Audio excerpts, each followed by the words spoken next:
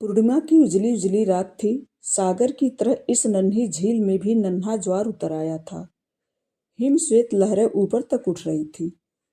हिचकोलों में डोलती नाव ऐसी लग रही थी जैसे पारे के सफेद सागर में सूखा नन्हा पत्ता कांप रहा हो।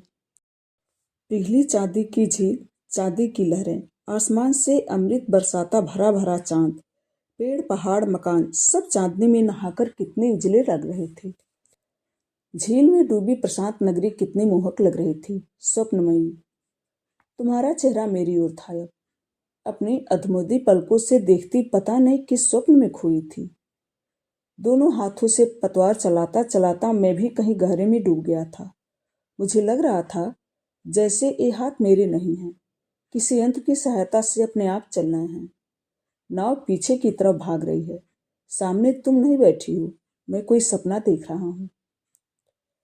दूर दूर तक कहीं कोई प्राणी नहीं था। हाँ, दाहिने किनारे के पास काले काले दो धब्बे से चमक रहे थे।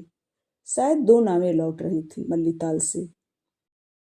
पानी पर जहां जहां चांद का प्रतिबिंब पड़ता है वहां वहां पर एक साथ कितने तारे से झील बनाने लगते हैं।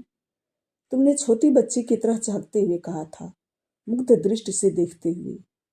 मैं केवल तुम्हारी तरफ देख रहा था। तुम्हारे सफेद कपड़े इस समय कितने सफेद लग रहे थे। सुनहरे बाल चांदी की रेशों की तरह हवा में उड़ रहे थे। चांद ठीक तुम्हारे चेहरे पर चमक रहा था। लगता था तुम्हारी आकृति से किरणें सी फूट रही हैं। तुम चुप थी। केवल पतवार चलाने की छप छप आवाज आ रही थी। मेरी ओर घूरकर तुम इस प्रकार देख रही थी जैसे तंद्रा में हो। पता नहीं कभी कभी क्या हो जाता था तुम्हें, जैसे किसी ने जादू से सम्मोहित कर दिया हो। तो मेरी तरफ निर्निमेष देख रही थी और उसी तरह टूटी टूटी छीड़ आवाज में कुछ बोलती जा रही थी कि मैं परेशान हो उठा। मेरा हाथ छुओ, खोए खोए से स्वर में बुदबुदाते हुए तुमने कहा था और अपनी नन्ही सी हथेली मेरी ओर हवा में उठा दी। पतवार को छोड़कर मेरा हाथ स्वचालित यंत्र की तरह आगे बढ़ गया था। तुम्हारी हथेली को मैंने छुआ। वह बर्फ की तरह एकदम ठंडी लगी। एक अजीब सी सिहरन हुई सारे शरीर में। हाथ पीछे की ओर समेट ही रहा था कि उसी आवाज में तुमने फिर कहा था, हटाओ नहीं, ऐसे ही रखे रहो, मुझे अपनी ओर देखने दो ना। दबी आवाज में तुम कराह सी पड़ी थी। पागल तो नहीं हो गई? तुम्हारी इस स्थिति से मैं घबरा उठा था। आपके माथे पर पसीना छलक रहा है, पोंछ दूं? मेरी प्रतिक्रिया की प्रतीक्षा किए बिना ही तुम अपनी जगह से उठने लगी तो नाव डगमगा आई थी। नहीं नहीं, मैं चिल्ला पड़ा था, हिलना डुलना नहीं, नाव उलट जाएगी। मैंने डपट कर कहा। तो तुम उन्हीं घूरती आंखों से देर तक देखती रही थी। तभी पता नहीं तुम्हें क्या हुआ, दोनों हाथों से तुमने कसकर पतवार पकड़ ली थी। आपको मरने से डर लगता है ना? तो अच्छा है, साथ साथ मर जाएंगे। आपके साथ मरने में मुझे तनिक भी कष्ट न होगा। आप नहीं समझ सकते कि मैं आपको सच में। भीगी पतवार पर माथा टिकाकर तुम सिसकने लगी थी। मैं हाँ। प्रत्युत्तर में तुमने कुछ भी नहीं कहा। मैं हाँ, मैं तनिक ऊंचे स्वर में कहा तो इस बार तुम बिफर पड़ी थी। बिना बात आप डांटते रहते हैं। किसी दिन मैं इसी ताल में डूबकर आत्महत्या कर लूंगी। उस लड़की से आपने इसीलिए शादी से इनकार कर दिया था क्योंकि वह मेरे जैसी थी। मैं इतनी बुरी हूं?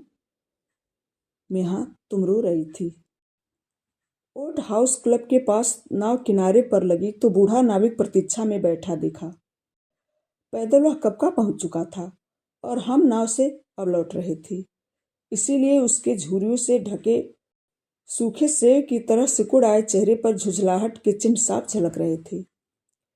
कुछ पैसे और चुकाकर मैं आगे बढ़ गया था। तुम मुझसे 2-3 कदम पीछे पीछे चल रही थी। पता नहीं हर बार ऐसा क्यों होता है, मेरी समझ में नहीं आ पा रहा था। जब जब तुमसे मिलता, प्रारंभ में प्रफुल्लता का जो वातावरण रहता, अंत तक आते आते वह एक प्रकार की गहरी उदासी में क्यों बदल जाता था। घाट की सीढ़ियों पर विपिन बिलों के कुछ झबरीले वृक्ष पानी में सिर झुकाए बिल्कुल नीचे तक झुक गए थे। उनके ऊपर घुमावदार छोटी छोटी 8-10 सीढ़ियां थी। तब कहीं आता था फ्लैट का बजरी वाला सपाट मैदान। पूरा चांद होने के कारण आज वहां अंधेरा नहीं था, फिर भी तनिक एकांत तो था ही। तुम्हारे चेहरे पर थकान सी उभर आई थी। नीचे से सहारे के लिए तुमने हाथ ऊपर उठाया तो मैंने थाम लिया था। झटके के साथ ऊपर आने के बाद भी तुमने हाथों को छोड़ा नहीं, अपने हथेलियों के बीच थामकर चुपचाप सहलाती रही थी। इस कहानी का बाकी का हिस्सा अगले भाग में। धन्यवाद।